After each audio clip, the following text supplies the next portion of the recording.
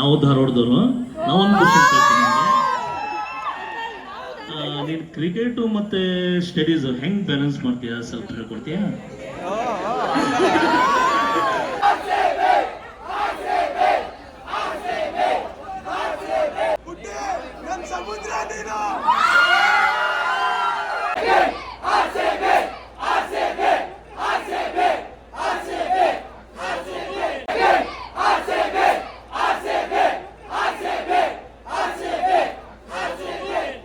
ಕರಿತೀವಿ ನಮ್ಮ ಭಾಷೆಯಲ್ಲಿ. ಆದ್ರೆ ಕ್ರಿಕೆಟ್ಗೆ ಬಂದಾಗ ಇವ್ರು ಬೇರೆ ಲೆವೆಲ್ ಅಲ್ಲಿ ಉಸ್ತಾದ್ ತರ ಆಡ್ತಾರೆ.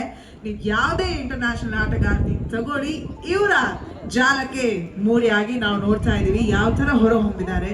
ಇತ್ತೀಚೆಗಷ್ಟೇ ಎಷ್ಟೋ ವರ್ಷಗಳಾದ್ಮೇಲೆ ಕಪ್ ಗೆದ್ದ ನಮ್ಮ RCB ತಂಡದಲ್ಲಿ ಆಡೋದು ಮಾತ್ರ ಅಲ್ಲ, ಅದ್ರ ಜೊತೆಗೇನೆ ಪರ್ಪಲ್ ಕ್ಯಾಪ್ ಹೋಲ್ಡರ್ ಆಗ್ತಾರೆ.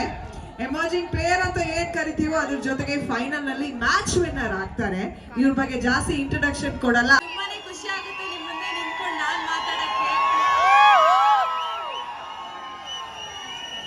ಅಲ್ರಪ್ಪ, ಅವ್ರು ಮಾತಾಡೋದು ಕೇಳಕ್ಕಾದ್ರೂ ಒಂದ್ 5 ನಿಮಿಷ ಸೈಲೆನ್ಸ್ ಕೊಡ್ಬೇಕು ತಾನೆ ನೀವು. RCB ಹೆಸರು ಹೇಳಿದ್ರೆ ಯಾರು ಸುಮ್ಮನಿರಲ್ಲ.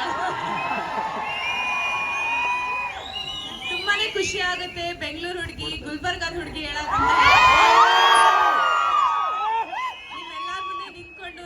ನಾನು RCB ಫ್ಯಾನ್ ನಿಮ್ ಜೊತೆ ನಿಂತ್ಕೊಂಡು ತುಂಬಾನೇ ಖುಷಿ ಆಗುತ್ತೆ. ಥ್ಯಾಂಕ್ ಯು ಸೋ ಮಚ್ ಬಂದಿದ್ದಕ್ಕೆ, ತುಂಬಾ ಥ್ಯಾಂಕ್ಸ್.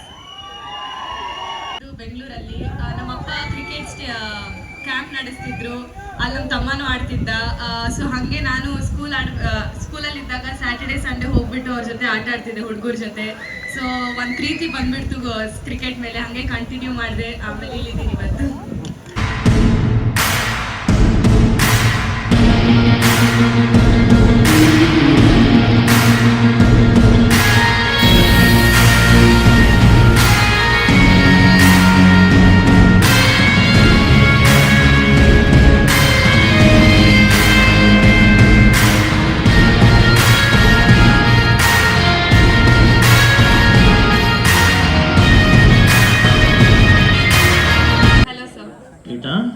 ನಾವು ಧಾರವಾಡದವರು. ನಾವೊಂದು ಕ್ವಶನ್ ಕೇಳ್ತೀನಿ ನಿಮಗೆ. ನೀನು ಕ್ರಿಕೆಟು ಮತ್ತು ಸ್ಟಡೀಸ್ ಹೆಂಗೆ ಬ್ಯಾಲೆನ್ಸ್ ಮಾಡ್ತೀಯಾ, ಸ್ವಲ್ಪ ಹೇಳ್ಕೊಡ್ತೀಯಾ?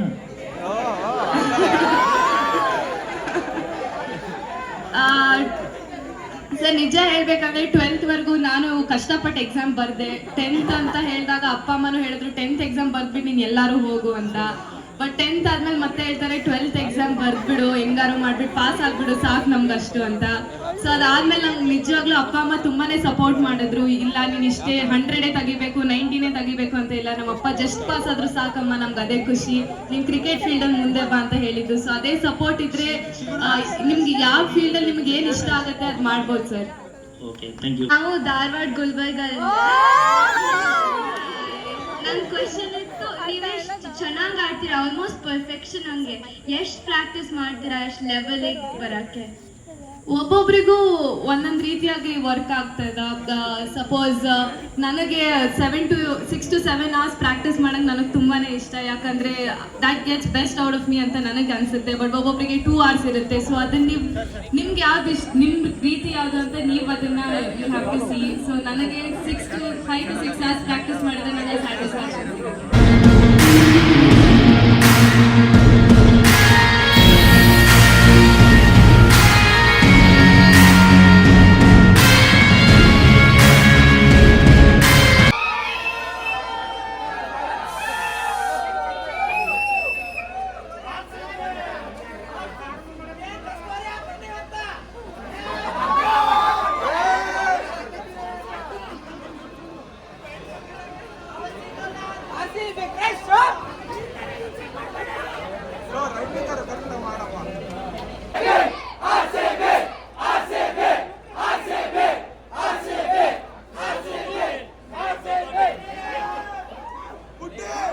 ಸಮುದ್ರ ನೀನು